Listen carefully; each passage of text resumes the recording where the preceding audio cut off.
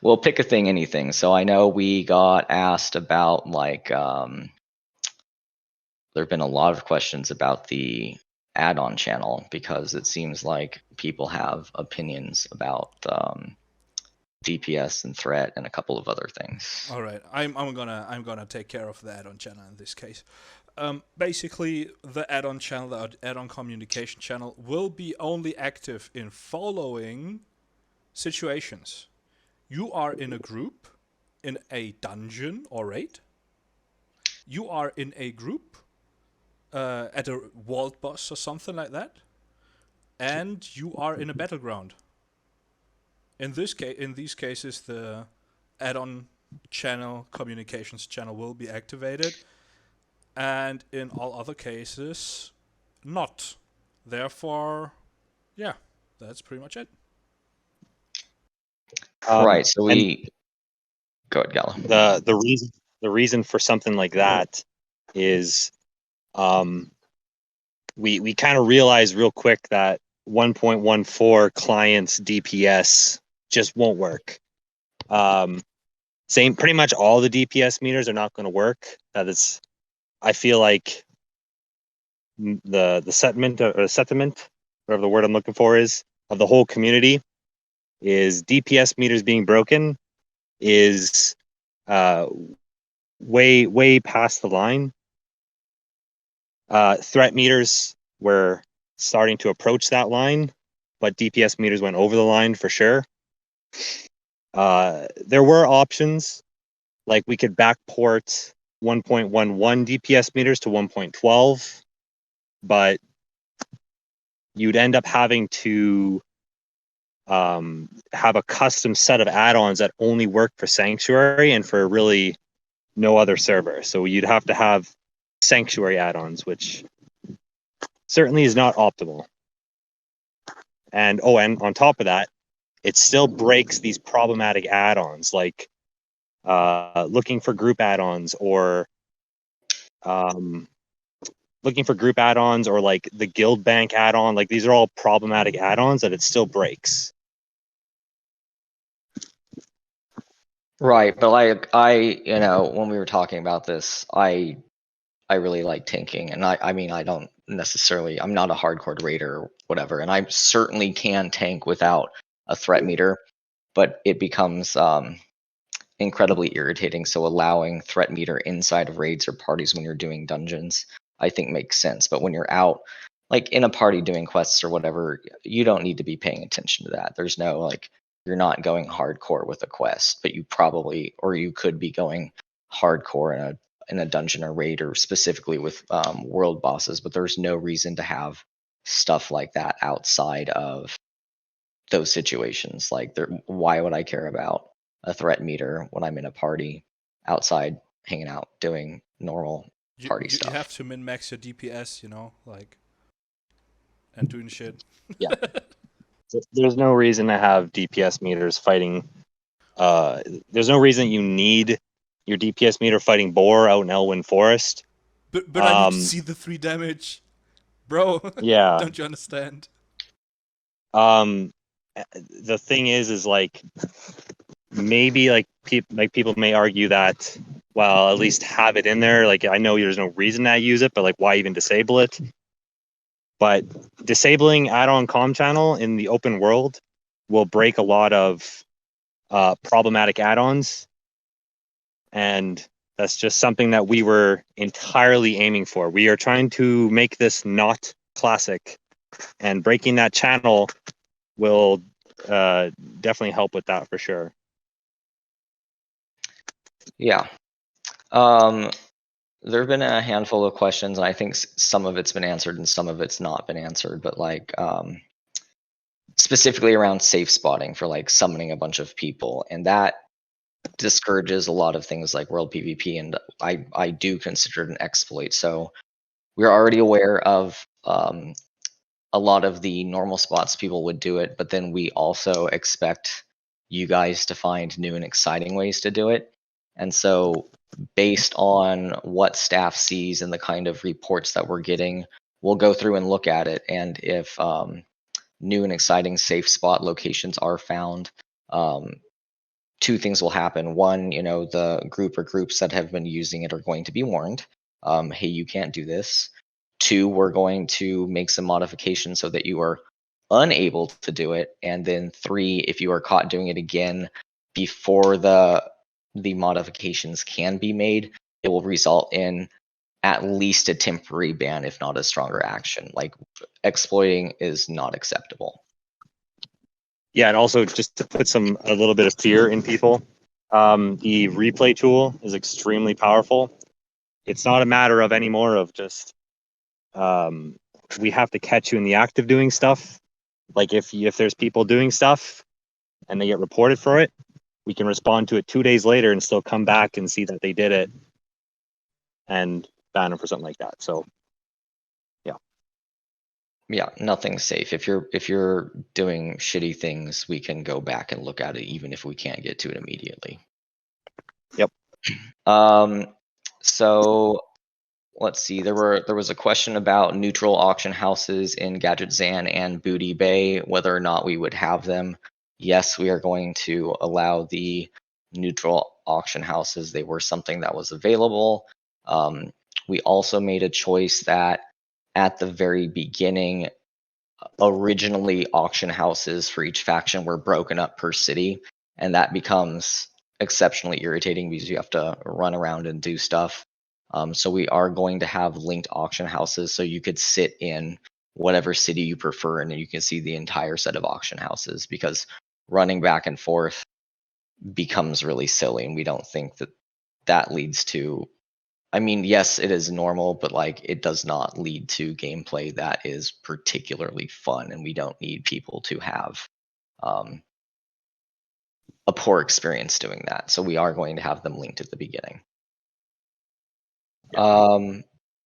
We also saw some stuff about like there've been a handful of PvP questions. So one of the things that we found while we're going through CTRs, there's a handful of trinkets, especially engineering ones, that are sharing cooldowns when they should not be. There's also been an issue with a handful of trinkets where it is on, say, a global cooldown, but on your action bar, it's not showing as grayed out. So it looks like you can still use it, even though it won't let you. We did implement a fix for that. There's a handful of things like that where the client's just kind of responding to things that are weird about that, but we found the majority of them, and so they're all basically resolved, or the handful that haven't been are being resolved. So there's just a handful of kind of strange things that we've seen in other places that we have a list of and are getting fixed, and it's working quite well. Yep, bugs are bugs. We'll squash them. We have all those bugs on our list. Yeah. Gala, would you like to briefly speak about how CTR is going, or do you want me to take it? I mean, just to summarize, really, is we got a big update being pushed to CTR right away. We got a huge list of stuff to do. I mean, it's all being actively worked on. We have QAs doing stuff. I mean, really, to summarize it, that's being worked on, really. And we do have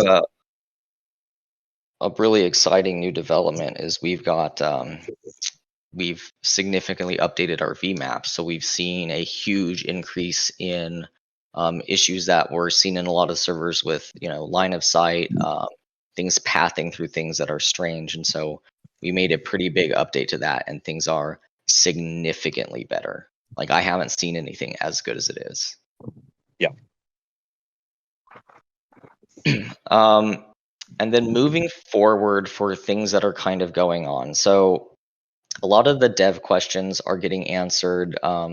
Sometimes we're seeing things that are just repeat questions, and spending the time to answer them over and over again really doesn't make a lot of sense. So as far as dev Q&A goes, we're going to move away from live dev Q&A. We are going to open up like a blog, so that every week or two we'll have a full dev update, like, hey, this is what's going on. We will do the next live dev Q&A session. sometime after PTR starts. Another thing with PTR, within the next month, we will announce the dates for that happening. And then following Q&A sessions will be community based. So it'll be myself, it may be Gargoth, and it will be our new community manager to kind of talk about like, hey, these are player policies. Hey, you know, hopefully we have some fun events planned for PTR. You know, it won't be happening in the live server, but we want to make it like interesting for a day or two. And then I'm going to post another link for QA and CTR people. We would like some more people testing a lot of the fixes we've put in. And within the next 2 weeks, I'm going to open up applications for GMs and start combing through things and interviewing people. Yep. Which should be exciting because, you know, GMs are cool. And we really want people who are, you know, passionate about, you know, playing WoW and helping other players resolve issues. You know, like, you know, I may not be able to sit there and catch every single bot, but we have the replay tool, we have logs, but like it's always good to have somebody online and active to like, you've got some kind of issue, we need to get it resolved as fast as possible. I know there have been, you know, a handful of other servers where you open a ticket and you're waiting like a week for anybody to get around to that. We don't want that to happen here. So that's going to be taken care of. We're going to hire, you know, a bunch of GMs that are proportional to our population so that you're not waiting days and days and days for a response. I don't know if I made it clear like earlier, but I mean, at least I try to make it clear that we have a big emphasis on making sure the economy is stabilized and clean, not full of black market RMTs and botting and whatnot. So GMs are definitely a major part of that. Tooling is another major part of that. We have add-on developers writing GM add-ons right now. The replay tool, botting detections, all that stuff. It's just all part of it.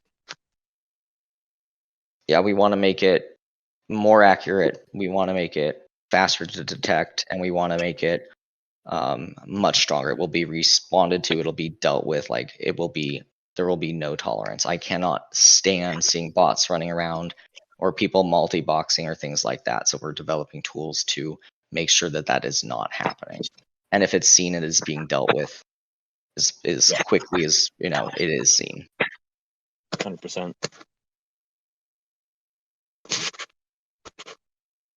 So that pretty much wraps it up, unless you two can think of anything else, although I will leave the stage open for a few minutes in case anybody wants to ask any questions in the chat. And then I think we'll close this down. I'll post both applications for the closed test in the next day or so. And then in about 2 weeks, I'll post the application for GMs and we'll start going through that process. Yeah, pretty much it. Like, feel free to fucking write your questions now. And We got a question about PTR. Yeah, so PTR is it's too early for PTR. We're not giving a date on that. Likely within a month. I'd probably say that's probably about the timeline we were working towards, but definitely no date, no specific time on that right now. soon TM. Soon. Oh. And just in general, like, no fishing in AV, no Black Lotus in AV, just to get the general questions out. Yeah. Yeah, there's no reason to be sitting there in AV and popping down your fishing pole. You're supposed to go and kill things. You know, I guess when you're pulling fish out of the water, you're killing the fish, but like that is not the thing that you need to be killing. You got to go get the gnomes and squish them like bugs. Yeah. October still feels like a good deadline for the release, I think. What do you think? Yeah, Carlo? we're still.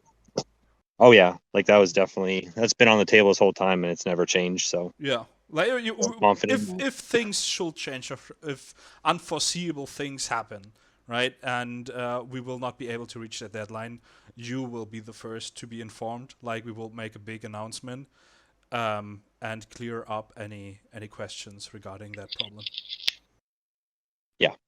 Yeah, but we don't see any reason that we're not going to hit our launch date. Like, exactly. everything's going exactly the way we expected it. Things are looking good. We just need to have the community come together and help us like find bugs and come hang out on the PTR and keep asking questions and just having a good time. Pretty much.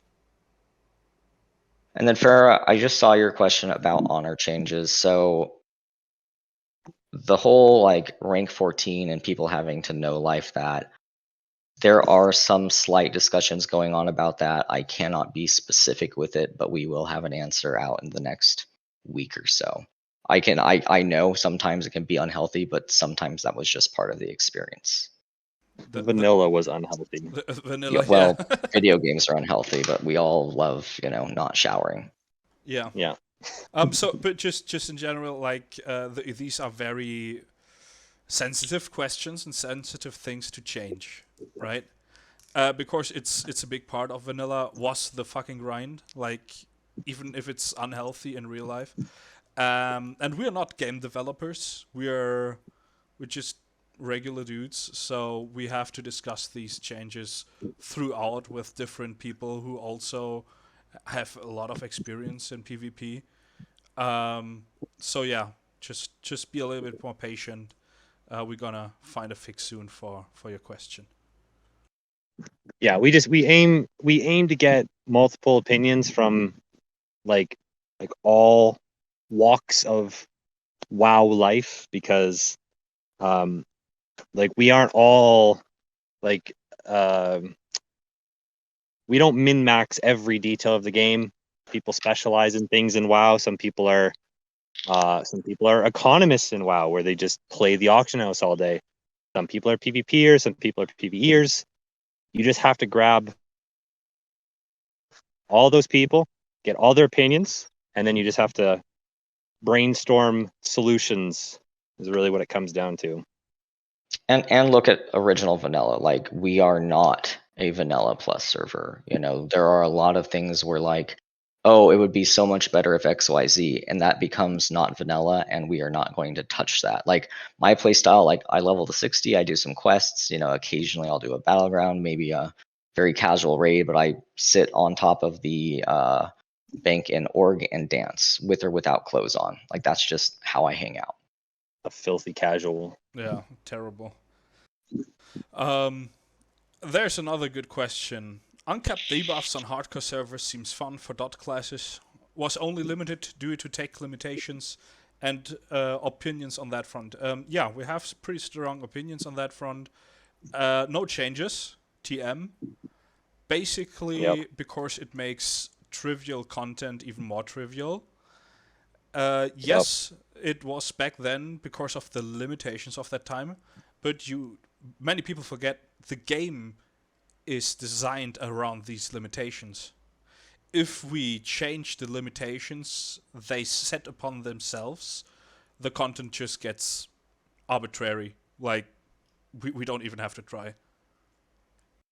Yeah, that was a big problem with Classic, was it was very arbitrary. Like, the whole game was just steamrolled, and it was like, once they steamroll the content, you can't go back and all of a sudden just start, making things a little bit harder. Like, you can't be doing that. It's got to be done properly from day one. Yeah, it's a progression system. It's not, we're not going to give you everything on a platter. Like, it started off the way it did, it is going to start off the way it was here. There's no reason to change it. It's just what it was. But we are aware that the warlocks are suffering. I'm sorry for these people, but that's life. That's vanilla suffering. So yeah. Not every class is good at everything. Like, there's specialties for classes, so yeah. Any more questions? So yeah. I mean, I don't see a billion people typing, so I think we can just wrap it up, and then if anybody else has questions, they can throw it into the Q&A question yeah. forum or the suggestions thing, and we'll go through it. Perfect. Then. Yep. I'm gonna upload this on YouTube and post it on Reddit, so you can read it or listen to it in time. Now many people are. Yeah, right. I got you, Caliber. Awesome. Well, cool. Thank you, everybody, for joining. I hope you have a good rest of your day, evening, afternoon, night, whatever weird, crazy time zone you're in, and we will all talk later. See ya. Bye-bye.